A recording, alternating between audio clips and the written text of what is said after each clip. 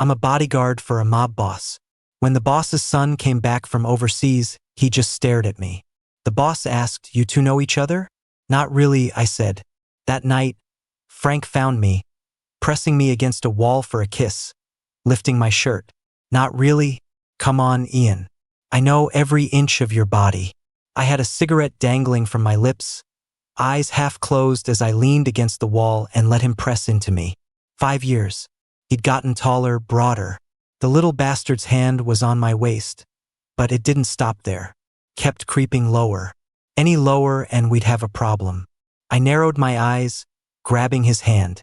"That's enough," I warned in a low voice. Frank didn't fight it. He just rested his palm on my groin, bent down, and leaned his head on my shoulder with a chuckle. "Ian, your body is telling me you missed me a lot." He sounded smug, cocky, like he knew he could get away with anything. My fault for spoiling him. I pulled his hand away and slowly, deliberately, fixed my belt. "Anyone touches me like that, and it feels good." I lifted his head off my shoulder and took a good long look at him. Still so damn beautiful. A face that could drive me to my grave. But I'd already been burned by that pretty face once. If I fell for it again, I'd be a complete fucking idiot.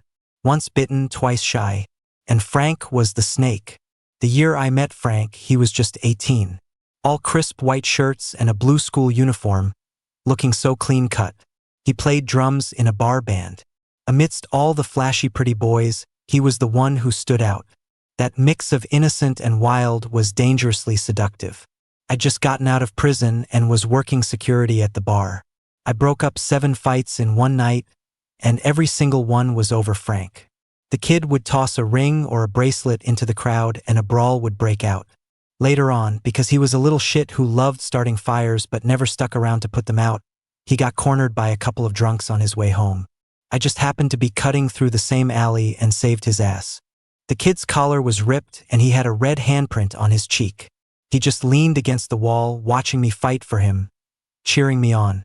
I remember thinking, how can such a little troublemaker be so damn reckless? After I took down the 2 drunks, Frank sauntered over and kicked one of them right in the crotch. "Still want to mess with me? Huh?" The guy shrieked in pain. I sucked in a breath and pulled Frank back. "All right, that's enough." Frank instantly switched to a sweet smile. "Thanks for tonight, Ian." Then he turned, kicked the other guy, and stuck his tongue out at me. "One for each. Gotta be fair. Shouldn't have bothered." Frank followed me all the way to my apartment building. He said, "Hey, Ian, I've got nowhere to go. You saved me, so you might as well see it through. Let me crash for the night?" I asked about his parents. "They're both dead," he said. I looked at that beautiful face of his, and my heart softened. And that moment of weakness didn't just get him a place to stay, it got him into my bed. When Frank wanted to seduce someone, it was practically effortless. He cornered me in the bathroom. "Ian, all those guys want to play with me. Don't you?" He tilted his head up to kiss my chin. "I don't let them. I'll only let you." Who could resist that? Honestly, the first time I saw Frank on that stage, I'd already had my way with him 100 times in my head. And now here he was right in front of me saying things like that. No way I could resist. Later, in bed, Frank was on top of me, saying he was scared it would hurt. I felt for him being so young and all, so I let him top me. But you give in once, and it's bound to happen again. Once, he got really carried away, pinning me in the bar's stairwell, biting the back of my neck with his canines. "Don't let anyone hear," he whispered. The bar was so loud, no one would have heard a thing. But Frank liked playing like that. He thought it was a thrill, and I was happy to indulge him. Once or twice, it's easy to walk away. But when you sleep with someone that much, feelings change. When I realized I was falling for him, I told Frank, either we're serious or we're done. Frank just looked at me with that beautiful smile. "Ian, we've been serious. I gave you my first time. You really want to break up with me?" Frank was 18 then, repeating his senior year of high school. He was young and not thinking about the future, but I had to. I couldn't let him mess around with me, ending up as some street rat. I started looking out for him, pushing him to focus on school. And Frank was good about it. He stopped messing around and worked hard to study for his college entrance exams. To help him focus, I quit my job at the bar, made sure he had 3 meals a day, and supported him while he studied. Back then, I gave him my whole heart. Didn't leave anything for myself. But Frank lied to me. An old coworker told me they saw him at a private club, but I didn't believe it. Then I saw it with my own eyes. Him leaving the club with a bunch of rich kids. I followed them, listening to their conversation. Hey, aren't you tired of playing with that meal delivery guy yet? You should drop him. I think he's actually serious about you taking those exams. Someone else chimed in, our boy Frank needs to take exams? He's heading abroad in July. So, Frank, what's it like with that musclehead? Is he good? I've never been with that type. Frank glanced at him, blew on the cherry of his cigarette, and said, open your mouth. He pressed the lit end onto the guy's tongue. If you don't know how to talk, then shut the fuck up. Right then, I wanted to run up and punch Frank. Instead, I just pulled out my phone and called him. Frank looked at his phone but didn't answer. The guy next to him asked, Frank, you not gonna get that? Frank's brow furrowed, his whole expression annoyed. He muttered, too clingy. The ringing stopped. I called again. Frank sighed, plastered on a smile, and answered. Ian, he said, his voice sickly sweet. It almost made me laugh. He could win an Oscar with how fast he changes his tune. Such an act. I said, Frank, turn around. A sharp pain in my wrist dragged me back to the present. Frank was gripping my wrist, his hold tight. Who's touched you? Who are you comparing me to now? Have you really been with a lot of people these past few years, Ian? Frank's voice was soft, his eyelashes trembling, as if he'd burst into tears right there if I said yes. I shook him off with a short laugh. None of your fucking business. Of course it's my business. Frank looked up, the corners of his eyes flushed red. You're mine, Ian. Mine alone. You can't be with anyone else. Idiot. Suddenly, we heard something crash downstairs. Then came Leo's frantic voice. Where's Ian? I want Ian. Get him here. Now. Tell him I'm having an episode. Just get him here. Leo is my boss, Mr. Brooks' younger son, Frank's brother. 4 years ago, he was kidnapped by rivals. Almost didn't make it out alive. I happened to be the one who saved him. He survived, but his legs were crippled. That's why Mr. Brooke hired me as a bodyguard for the family. Maybe because I saved him from such a dangerous situation, his dependence on me has become unhealthy. Right after he was rescued, he needed me with him 24/7. Otherwise, he'd get agitated, even hysterical. I pushed Frank aside and rushed downstairs. Leo had already smashed everything he could reach in the living room. He was gripping his wheelchair, emotional and gasping for air. I strode over and knelt in front of him. Young master, I'm here, I said softly. The moment Leo saw me, tears streamed down his face. His body relaxed. Ian, where were you? I couldn't find you, I had a nightmare, and I couldn't find you anywhere. I'm here now. It's okay. I lifted him out of his wheelchair and started carrying him upstairs. I'll stay with you while you sleep, young master. Frank was standing on the second-floor landing, head down, back ramrod straight. As I passed him, he grabbed the corner of my shirt. Ian, he called out, his voice hoarse and low. Leo burrowed into my arms, his head down, the arm around my neck tightening its grip. Before he closed his eyes to sleep, Leo held my hand tightly and said stubbornly, Ian, don't leave. Okay? He's even younger than Frank. It's not hard to guess what he's thinking. A kid's possessiveness. Patted his head. I won't leave. Go to sleep. Later that night, I got a call from my boss, Mr. Brooke. Frank was in trouble. He'd gone out in the middle of the night for a street race with some rivals. They'd tampered with his car, and he almost went off a cliff. Things escalated and a brawl broke out. I'm in L City and can't get away. Ian, go check on him. By the time I got to Eagle Head Mountain with my guys, the place was a total mess. Frank had a knife and was about to stab it into some young master his eye. I cursed, yelled Frank's name, and ran over, grabbing his hand. Calm down. Frank's tense muscles slowly relaxed. He looked up at me, his face covered in blood and grime. Ian, I almost died just now. Taking one of his eyes doesn't seem like too much to ask, does it? He gave a small smile and loosened his grip on the knife. But if you don't want me to get revenge, I won't. I'll listen to you, Ian. He looked up obediently, eyes shining, like a puppy waiting for praise from its master.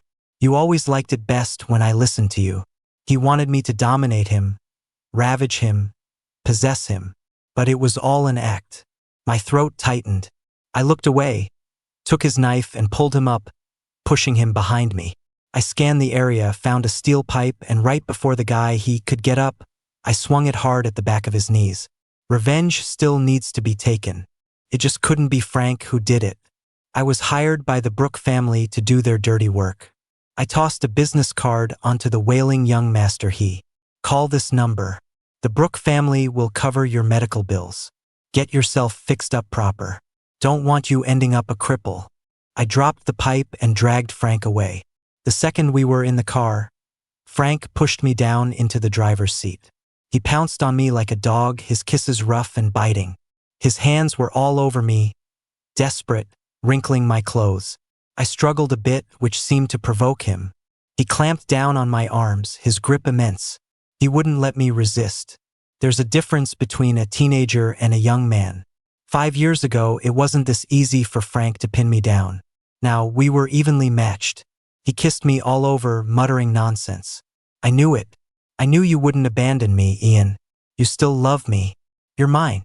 From my mouth to my jaw down to my neck. His kisses were hard. A little painful, but mostly it felt good. Fuck. Any more of this and I'd let him have his way with me again. When his lips reached my stomach, I grabbed his hair, yanked him up, and punched him. Get the hell off me. Frank licked his bruised, red lips and pulled my hand down. Ian, feel this. Feel how much I've wanted you, he said through gritted teeth. I've been thinking about it so much I'm about to explode. I grabbed his throat and shoved him away. Stop acting like some tragic lover. Frank, you were the one who left. Back then, the way I indulged Frank was just ridiculous. It's laughable thinking about it now. That night, when Frank turned around and saw me, the color drained from his face. I saw the panic in his eyes. I threw my phone at him. Frank, I'm done with you. Get the fuck out of my life. As I turned to leave, I felt a hole tear open in my chest. Frank ran after me, wrapped his arms around me, his hot tears falling on my neck. Ian, you heard everything, didn't you? I didn't mean it. I wasn't trying to stay away. I'll listen. I promise I'll listen to you from now on. He was trembling with fear, desperately kissing my neck, my ear. Ian, don't leave me. He had the nerve to cry, the nerve to cling to me and not let go. I was the one who should have been crying. Pushed him away. Frank, can you just stop playing with me? I'm 28. I'm looking for someone to spend my life with. I can't afford to play these games. Back then, I really loved Frank. Even knowing he was a liar, I still loved him. But I couldn't just let him walk all over me. I'm a goddamn human being. But Frank wouldn't let me go. He knew how to be persistent, squatting outside my door, playing the victim. Like a stray dog you couldn't get rid of. He'd deliberately drink a spiked drink at the bar. Deliberately let some guy lead him away right in front of me. He'd watch me get furious, fight for him, rescue him, and then he'd just smile and kiss me, saying, if you hadn't come, I would have killed them and then turned myself in. I was shaking with anger. Frank, do you really want to just throw your life away? Frank's body was feverish. He kissed my ear, my throat. If you don't take care of me, I will. If you don't care, you can walk away right now and leave me to them. I didn't leave. I couldn't do it. I couldn't stand to see him with someone else. Frank was like a drug. Once you were hooked, it was impossible to quit. I knew he was full of shit, that he was manipulative, but I still dove in headfirst. It was like I was possessed. The 18-year-old Frank pinned me against the door, kissed my stomach, knelt before me, and wrapped his arms around my waist. He promised me like a devout worshiper, Ian, I'll never leave you. Please, forgive me. Okay? I gripped his hair tightly.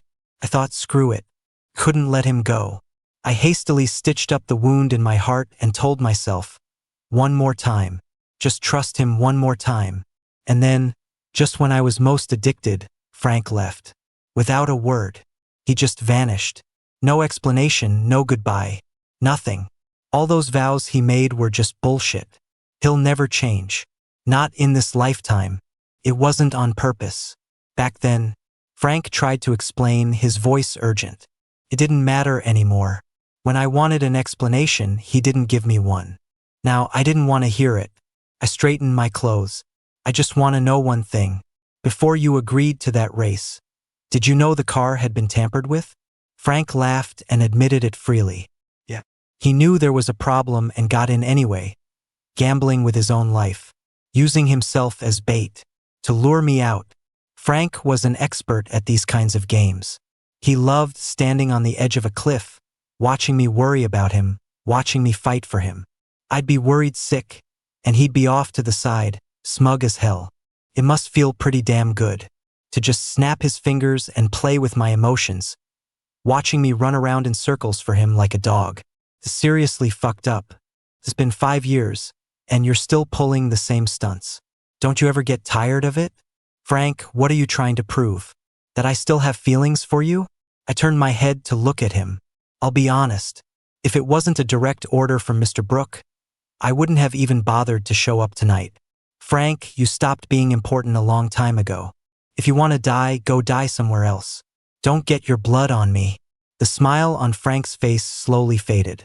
His eyes were red, his emotions running high as he started spewing nonsense. What's so great about him? He's not as handsome as me, he's a cripple. Can he even get you off? You can look at him like that and still get hard? Or is it that you just have a thing for 18-year-olds? Shut up. I raised my hand and slapped him, shaking with rage. Leo is your brother. Frank, you can degrade me all you want, but don't you dare degrade him. The slap knocked his head to the side. His messy black hair fell over his eyes. He didn't move for a long time. After a moment, he raised a hand to wipe the blood from the corner of his lip. Leo isn't my brother, he said quietly. He looked up, his dark eyes cold and deep, unnervingly calm. Did you give him your heart? How could you give him something that's mine? He doesn't deserve you. I'll make you see it. The only one who deserves you is me. It was already the middle of the night by the time we got back to the house. For in the morning, still dark out, but the living room lights were on. Leo was sitting in the living room, staring blankly at the TV. He heard us come in and whipped his head around. Seeing me, his eyes lit up. You're back. Frank came in behind me. Leo saw him and gripped the armrests of his wheelchair. His expression strained. He mumbled a brother in Frank's direction. Frank didn't even glance at him. I walked over quickly and knelt in front of Leo. Why are you up so early? Leo looked down, sad. I woke up and you were gone. I couldn't go back to sleep. I felt a pang of guilt. I'd promised Leo the first would stay with him last night, and I'd broken that promise. Cold fingertips touched my hot lips, and I felt a strange jolt. I did that. Frank came up from behind me, leaning over my shoulder to knock Leo's hand away. Take a closer look. His tongue is probably swollen, too. Leo's lips tightened, and he stared at Frank, his face pale. Stop joking around. Ian's a man, you're a man. How could you? I took a deep breath, wanting to smash Frank's head into a wall. I reached for Leo. Don't listen to his nonsense. Let me carry you upstairs so you can get some more sleep. Before I could touch Leo, Frank suddenly kicked the wheelchair back a few feet, stepped past me, and hoisted Leo over his shoulder. I'll take him up to bed. He glanced at me. You've had a long night, Ian.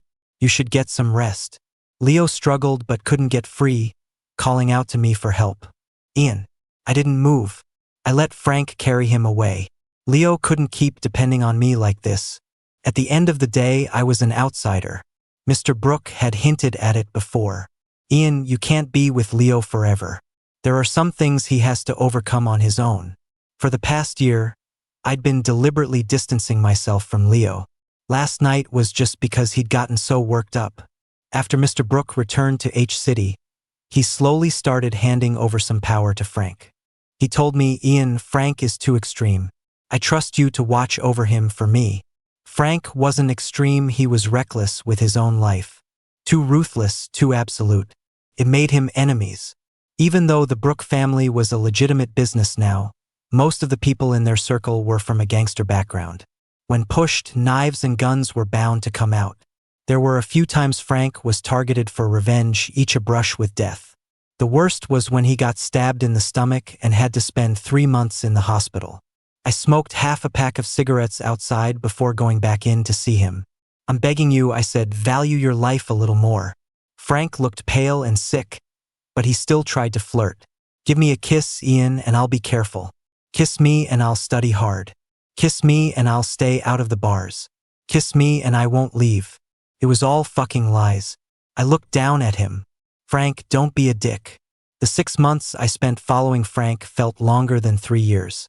I was constantly on the move, barely even returning to the Brooke house. On Mr. Brooke's birthday, he hosted a banquet at home. The inside was brightly lit, but I was squatting in the backyard, smoking. Suddenly, I heard someone call my name, "Ian." I looked up and saw Leo sitting on a second-floor windowsill. "Ian," he asked, "if I jump from here, will you catch me?" I almost swallowed my cigarette. Pointed at him. "Don't you move. I'm coming up." I ran up to the second floor and pulled him off the windowsill, a layer of sweat on my forehead. Before I could scold him, Leo suddenly wrapped his arms around my waist, hugging me tight. 142 days. "Ian, it's been 142 days since you last came to see me." My throat felt tight. "Sorry," I said, my voice dry. "I've been busy." I was busy, but I was also deliberately avoiding him. "Ian, I wish my legs worked," he said, warm tears soaking into my shirt. "Then I wouldn't have to wait here for you to visit. I could be like my brother and I could chase you down." I felt hot all of a sudden and tried to push him away. "Young master, let go." Leo's warm hand suddenly slid under my shirt, pressing against the small of my back. He whispered, "Ian, I can do anything Frank can do. Be sweet to me, too." I suddenly realized my body was abnormally hot. I didn't even have the strength to push Leo away. I'd been so anxious. I hadn't noticed the strange scent in the room. Given the situation, it was almost certainly an aphrodisiac. Leo left a trail of wet kisses on my stomach, his hands trembling as he murmured through his tears, "Don't push me away, Ian. Please." When I saw Frank, he was already pulling me behind him by the arm and punching Leo in the face. He yanked Leo from the wheelchair, threw him on the floor, and raised his leg to kick him. "Frank," I yelled, pulling hard on his arm. Frank froze, the kick stopping mid-air. With his back to me, he said, "Ian, can you please not protect him in front of me?" He turned his head, the corner of his eye red. "I won't hit him. Can you just stop being a hero for other people, please?" I had no time for his bullshit right then. The drug was making it hard to think. I grabbed his wrist, panting, "Call a doctor. Get me a shot of something." Frank didn't answer. He just threw me over his shoulder and started walking. Leo screamed from behind us, "Don't go. Ian, don't you dare go with him." I still had enough sense to know what Frank wanted to do. "Frank," I said, enunciating every word, "call a doctor for me." By the time we got to his room, I was delirious with fever. When Frank leaned in to kiss me, I flipped the script, pinning him against the door. I tangled my fingers in his hair, holding his head still as I fought for control of his mouth. Frank was just as wild, like he was on something too, more excited than I was. He tore at my clothes, kissing my ears, my neck, my collarbone. He murmured to himself, "Ian, I really, really missed you." We were like two wild animals, each wanting to devour the other. We didn't even make it to the bed. The next morning, I couldn't even find all my buttons. Clothes were scattered from the doorway to the windowsill, and trinkets were knocked all over the floor. Frank was gone. I stood by the window and smoked a cigarette. My phone vibrated. A message from Mr. Brooke. "Come to the 3rd floor ancestral hall." Mr. Brooke's hall had a shrine to Guan Yu. In the middle of the room, Frank was kneeling, perfectly straight. Mr. Brooke sat on a sofa to the side, a rattan cane resting next to him. "Fighting with your own brother. Frank, is this how you act as an older brother?" "Older brother?" Frank scoffed. "You forget. My mother only had one son. Mr. Brooke looked down, his voice heavy. If you won't admit your mistake, you'll take the punishment. Mr. Brooke handed me the cane, telling me to do it. I started to speak. Mr. Brooke, last night, it wasn't Frank's fault. Mr. Brooke looked up, his gaze calm but unyielding. He repeated, Ian, do it. I looked down. Yes, sir. There was nothing more to say. This was the Brooke house. He knew everything that happened last night. He just wanted to punish Frank and protect Leo. And, at the same time, send me a message. 100 lashes. Frank's back didn't bend once. He didn't make a sound. When it was over, I was sweating more than he was. Frank pushed himself up, leaning on me. He looked at Mr. Brooke. Are we done? If we're done, can I go? I helped Frank out of the hall. He was silent the whole time, like he was lost in thought. At the third-floor corner, he suddenly pressed me against the wall and whispered in my ear, Ian, I should buy you a whip. From now on, when I misbehave, you can just lash me. What? His face was flushed, and his voice was low and hoarse. Just now, thinking about it being you hitting me, it felt really good. What? Frank, I said. Yeah. Don't be a freak. I took Frank to his room, and my phone buzzed again. My study. I gripped my phone, standing outside for a moment before going in. I thought you two weren't close. Mr. Brooke was leaning against the balcony railing. He gestured for me to come closer. Come here. I walked over. Mr. Brooke turned his head, lifted his hand to pull my collar aside, and rubbed the love bite on my neck. Looks like that kid of mine nearly chewed you raw, he said flatly. Why is it okay for Frank, but not for Leo? Leo had drugged me, but I slept with Frank. Of course. He knew everything about last night. Last night was an accident, I said. Frank got half his good looks from Mr. Brooke. 20 years ago, Mr. Brooke probably looked a lot like Frank does now. But at his age, his sharpness was hidden, coated in a veneer of gentleness. Inside, he was just as crazy. Ian, 3 years ago, you told me you'd only be a bodyguard. Mr. Brooke's hand moved up, gripping my jaw. Now you're sleeping with my son. Mr. Brooke went for both men and women, with a string of lovers on the side. 3 years ago, he'd been drunk and asked me, Ian, want to give things a try with me? I refused. A lover was a lover, a bodyguard was a bodyguard. Mr. Brooke kept them separate. He didn't need me. He was just a little interested. A man in his position could have anyone he wanted, he didn't need to force someone. When I said I only wanted to be a bodyguard, he treated me as one and never brought it up again. But now, I'd slept with his son right under his nose. That meant I wasn't just a bodyguard anymore. Mr. Brooke, I can resign, I said. Mr. Brooke laughed and let me go. Don't be foolish. After all these years with me, even if you wanted to leave, I wouldn't let you. The Brooke family business wasn't exactly clean. Once you were in, you couldn't get out. I understood that. Just keep an eye on Frank for me. Mr. Brooke straightened my collar. Don't let him get himself killed. I'm still waiting for him to carry on the family line. He looked down. You two can play around, but don't get serious. Mr. Brooke said he wanted me to watch Frank, but then he sent Frank away on an assignment for a month while taking me everywhere to socialize. In a private room, I was drinking until my head spun.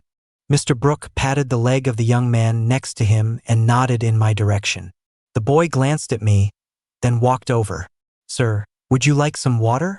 I opened my eyes and looked at him, my gaze sweeping over to Mr. Brooke. He sat in the dim light, smoke blurring his face, his cold eyes watching us silently. He didn't trust me. He was afraid I'd get attached to Frank, so he was trying to find me a replacement. I lowered my eyes and drank the water from the boy's hand. I drank too fast, and water trickled down the corner of my mouth. The boy leaned in, about to lick it off. I stopped his mouth. Didn't you just kiss someone else? The only someone else was Mr. Brooke. The boy's eyes widened. Are you saying I'm dirty? I smiled. Sorry, but yeah, a little. This is boring, I thought lazily. His body, his face, not even close. Fuck, Frank had spoiled me. After taking a few more drinks for Mr. Brooke, I went to the restroom to puke. After washing my face, I looked up and saw Mr. Brooke standing behind me, offering me a handkerchief. I saw his well-defined hand in the mirror but didn't take it. Mr. Brooke stepped forward, cupped my face, and began to wipe it for me. I flinched, and he said softly, "Don't move." The handkerchief moved from my forehead over my eyes and nose. "Yen said you thought he was dirty." Yen must have been the boy from earlier. I didn't answer. Was it because he's dirty? Or because he kissed me? "You think I'm dirty?" I dodged the question. "Mr. Brooke, if you keep wiping, you're gonna rub my face raw." Mr. Brooke laughed and threw the handkerchief onto the counter. He gave me a shove, pinning me against the sink. I didn't fight back. If Mr. Brooke was determined to have me, my skills were useless. "Mr. Brooke, do you know why Frank has been working so desperately since he came back?" Mr. Brooke looked down, unmoved, and unzipped my pants. "Because he wants your approval. He wants you to notice him. 5 years ago, you forced Frank to go abroad but kept Leo here. H-City was dangerous then, the powers were shifting. You couldn't watch both your sons, so you kept one by your side and sent the other one out to fend for himself. You gave up Frank and chose Leo. You wanted to groom Leo as your heir, but fate had other plans. You couldn't protect him. He was kidnapped, his legs were crippled, and he couldn't be the heir anymore. You had no choice but to call Frank back. If Leo hadn't been crippled, Frank would have never been allowed to come back, right? After 4 years with the Brooke family, you hear enough rumors, you start to figure things out." Mr. Brooke looked up, his reflection in the mirror meeting mine, his gaze icy. I met his eyes. "If I can see all this, do you really think Frank doesn't understand?" "Frank gets it, but he's also a fool. He still thinks that if he achieves enough, you'll finally look at him with respect. At least see him as a son." A muscle in Mr. Brooke's jaw twitched. No matter how distant, they were still father and son. I pressed on. "Mr. Brooke, I can sleep with you tonight. I can sleep with anyone. You can use me like a knife to kill Frank. It doesn't matter, right? You don't care if he lives or dies anyway." Mr. Brooke grabbed my neck from behind. "Ian, don't overestimate your importance. It's not me who overestimates my importance. It's you, sir." I pried his hand off. "Mr. Brooke, when you sent Frank abroad, did he beg you?" Mr. Brooke's eyes darkened for a second, a flicker of shock. I broke free and looked down to do up my belt. "Did he kneel to you? Was that the first time he ever bowed his head to you, begged you not to send him away?" Mr. Brooke didn't answer. I'd been with him for 4 years. I knew that expression. I'd hit the mark. My heart felt like it was being pricked by 1,000 tiny needles.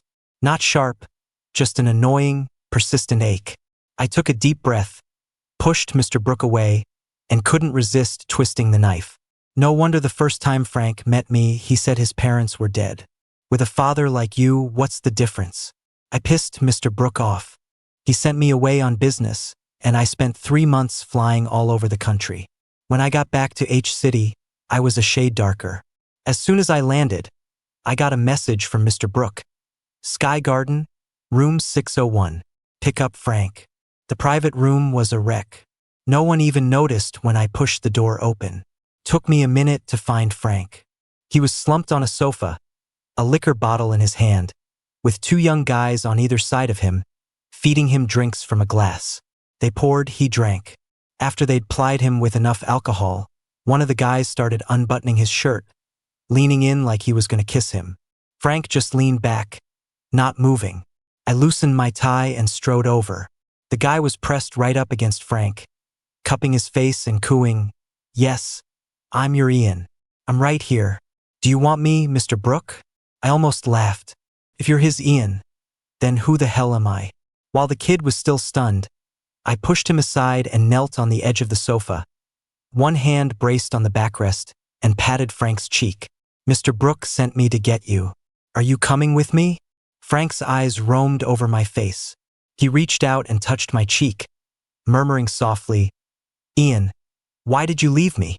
He was out of it. The drinks here were always laced with something. I scooped him up and carried him out. I got him into the car, and Frank suddenly grabbed my collar, pulling me down, his lips crashing against mine. I froze for a second, then grabbed the back of his head and kissed him back. Little bastard, acting so wild. letting anyone think they could have a piece of him. Might as well kiss him to death. Frank flipped me over onto the seat, kissing me with his eyes closed, from my lips to my throat, and slowly down. His eyes were closed, calling my name, tears streaming down his face. He looked like he was in agony. He probably didn't even know who he was kissing. If I hadn't shown up, he might have ended up in bed with anyone tonight, crying my name while kissing someone else. Could I blame him for that? Could I say he didn't love me? This was what I was most afraid of. Frank was too impulsive. He was extreme. He didn't value himself, didn't treat himself like he mattered. If I wasn't watching him, he didn't care if he went to ruin. Being with someone like that is exhausting.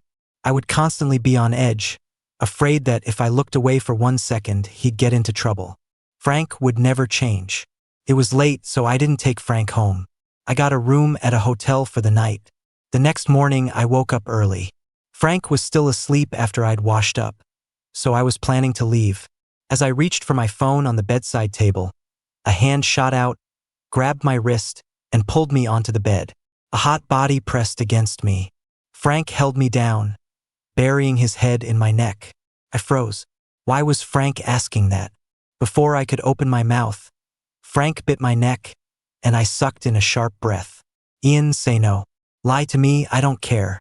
The hollow of my neck was wet with his tears. Please just say no, and I'll convince myself to forgive you. I sighed. Who told you that? Frank's body went rigid. He suddenly rolled off the bed and started dressing without a word. He also swiped the gun I had tucked into the back of my waistband. I grabbed him before he could leave. Where are you going? Frank looked at me coldly. To kill Mr. Brooke. My temples throbbed. I never slept with him. I'm asking who told you that rumor. Can you understand me?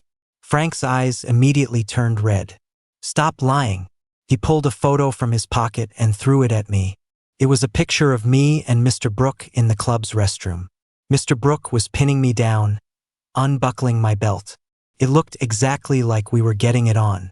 On the photo, Mr. Brooke's face had been scratched out. Not many people could have taken a photo like that. It was unlikely to be Mr. Brooke himself. He wasn't ready to turn on his own son just yet. Which meant, Leo gave this to you? Frank glared at me, his silence a confirmation. He looked so wronged, so betrayed. It was almost funny. Relax. We didn't sleep together. I didn't even take my pants off. Then what about the photo? I couldn't explain it all to him. It is what it is, I said. Frank was clearly not satisfied.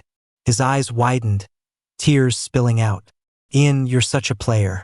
You can't even be bothered to explain it to me anymore. You don't love me. I laughed, exasperated. Frank, which one of us is the player here? The anger I'd been holding back suddenly erupted. You were the one who lied to me, the one who left for another country without a word, and the one who came back and wouldn't let go. Leo gives you a photo and you just assume the worst. You don't even ask, you just run off to get drunk. If I hadn't picked you up yesterday, you wouldn't even know who was in your bed this morning. It's a good thing I don't love you anymore, because if I did, you would have already ripped my heart out and fed it to the dogs. By the end, my eyes were stinging. Frank panicked, fumbling to hug me. No, that's not it, Ian. I wasn't drunk. I knew it was you.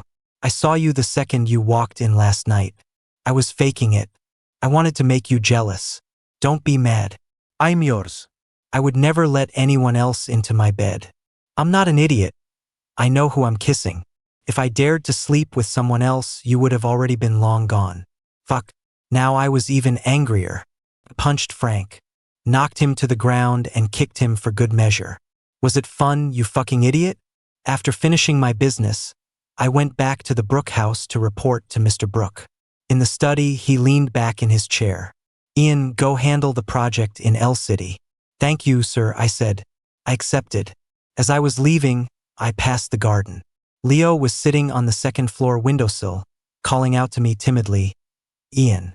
I turned back. Leo gave me a weak, beautiful smile. If I jump from here, will you catch me? I looked at him for a long moment, then said, Leo, no one can catch you. That's your own life to live. I turned and walked away. I caught a faint I'm sorry on the wind. It's not that Leo really liked me. He just saw me as one of his possessions, and he didn't want to share his things with Frank. L City wasn't big, much smaller than H City. Mr. Brooke had acquired a few large factories here, and I went over to be the general manager. It was a promotion of sorts. When Frank came looking for me, I was shirtless, hauling cargo with a bunch of workers. I was just bored out of my mind. Mr. Brooke sent you here to be a manager, not a laborer. I didn't answer, just grabbed a towel to wipe off my sweat. Frank started critiquing my office. The desk was bad, the chair was bad, even the little trinket on my cabinet got an 800-word takedown. I was out of patience. I washed my face and asked, "What do you really want?" Frank stared at me. "I want you to come back to H City with me." "Not happening," I said. Frank got angry. "Look at the life you're living here. You weren't pale to begin with, and now you're several shades darker. When you stood in front of me just now, I thought you were a life-sized chocolate bar." He touched my buzz cut, lamenting something. "You even shaved your head. Your old hairstyle was so cool. If I put you in a cornfield right now, I wouldn't be able to tell you apart from a scarecrow." I almost laughed. I looked at Frank. "Young master, this is who I am. This is the class I belong to, the kind of life I'm supposed to live. Just because I wear a suit and tie doesn't mean I'm one of you." I'm lucky. I managed to become a general manager, which is better than a lot of people. I'm comfortable here, more comfortable than at the Brooke house. I've been through hell and back for most of my life. For what's left of it, I just want to live peacefully. H City is too big. It's not for me. Frank stopped his tirade. After a long silence, he looked down. "But I really miss you." I swallowed hard and turned away. "You should forget about it. Mr. Brooke is still waiting for you to carry on the family line." Frank looked up, his eyes dark. "Ian, sometimes I really want to kiss that mouth of yours until it's raw." He lunged at me. "Carry on the family line? I'm going to make sure Mr. Brooke's line ends with him." I grabbed his hair, dodging his lips. "Didn't you say I was a life-size chocolate bar?" Frank started undoing my pants. "I love chocolate. Let me have a bite." Frank told me that on the day his mother was kidnapped by his father's enemies, Mr. Brooke was waiting outside a delivery room for Leo to be born. By the time Mr. Brooke went to rescue her, she was already dead. Frank hated Mr. Brooke, and Mr. Brooke didn't like him either. Frank held me tightly, so tightly. "Ian," he said, "no one loves me, no one cares about me, no one protects me. Except you. No one ever told me to cherish myself, and no one taught me how to love someone else. Before I met you, I didn't know how. I'm really childish, aren't I?" I'm sorry, Ian. "I just wanted so badly to prove that you would always love me." His hair was damp at the temples. He sounded like he was talking in his sleep. "Ian, don't leave me. Don't give up on me. Teach me. I'll try my best to learn. I'll learn how to love you, the way you love me." He cried the pillow wet. He was made of water. I stroked Frank's head and hugged him back, sighing. "All right, crybaby. Go to sleep." I stayed in L City, drinking tea, playing cards, watching the sunset, living the life of an old man. Frank would come to L City whenever he had time. When he was here, I'd keep him company and listen to him talk. When he left, I didn't try to stop him. I just went back to my tea, cards, and sunsets. Once, as he was leaving, Frank said, "Ian, I feel like you don't love me as much as you used to." I could see the disappointment in his eyes. He was 26 now, but he still looked at me with the same intensity, the same anxiety he had when he was 18. I knew what Frank wanted to hear. I didn't want to say it because I was scared. Scared that if I gave too much, he'd start wasting it all again. And I didn't have anything left to waste. But I was willing to be honest. I said, "Frank, it's not that I don't love you anymore. It's that I'm scared of being lied to again. You're so desperate to confirm that I love you. Have you ever stopped to think that I might be insecure, too?" Frank looked at me for a moment, then pressed his forehead against mine, our noses touching. "It's okay, Ian. Don't worry about it. It's okay if you don't love me that much. You just have to stand here. It's my turn to love you." Later, Frank and Mr. Brooke had a huge falling out. The reason was that Frank had taken our household registration and dragged me abroad to get married. Mr. Brooke called L City. Frank was on the balcony late at night, taking an earful. Frank said, "What kind of decent person gets married without a certificate?" Mr. Brooke was furious. "He's a man. Dad, he's old-fashioned. Without that piece of paper, he won't feel secure," Frank said. "It has nothing to do with him being a man or a woman. I love him and I want him to feel secure. It's that simple. You've never loved anyone, and no one has ever loved you. You wouldn't understand." I could hear Mr. Brooke yelling even louder. The night was quiet. I could hear his angry tirade clearly. But after yelling, he accepted it. Later, Mr. Brooke called me. "Ian, you've got some real skill. Frank has only bowed his head to me twice in his entire life, and both times were for you. If it wasn't to protect you, he would never have called me Dad again." I smiled, my eyes narrowing. "I don't have any skill, sir. You just don't understand." "Mr. Brooke." I looked up and saw Frank on the balcony, fussing with the 2 potted plants I was close to killing. "Frank," I called out. He turned his head. "I love you," I said. Frank's eyes lit up instantly, just like when he was 18.